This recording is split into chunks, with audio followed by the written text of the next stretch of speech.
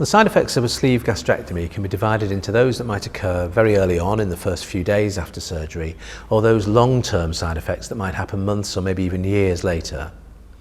The early complications are really very similar to those we can see after a gastric bypass. We've removed part of the stomach, and so there's a long staple line that has to heal, and it's very important that this happens quickly.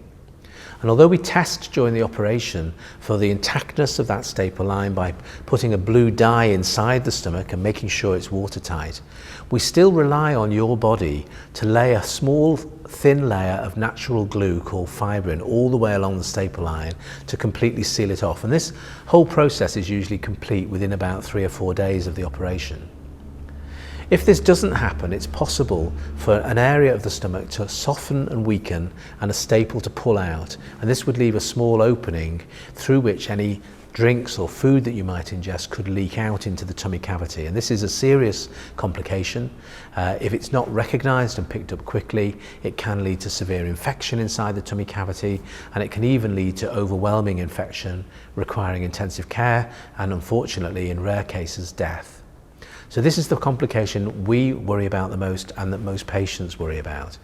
But fortunately, if it can be detected quickly and promptly, it can be dealt with. It does involve another trip back to theatre for a further operation, to put drains adjacent to the area that hasn't healed, and to put a special feeding tube into the bowel a little bit downstream so we can give you liquid nutrition while we sit back and wait for the leak to heal itself. And this process can take anything from a week or two to maybe 6 to 8 weeks after a sleeve gastrectomy. The other problem we sometimes see in the early days is bleeding from the staple lines.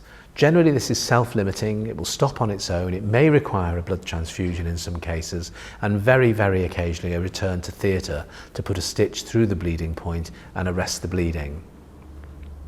These are really the main two complications in the early days. Long term, the sleeve has relatively few problems that can crop up.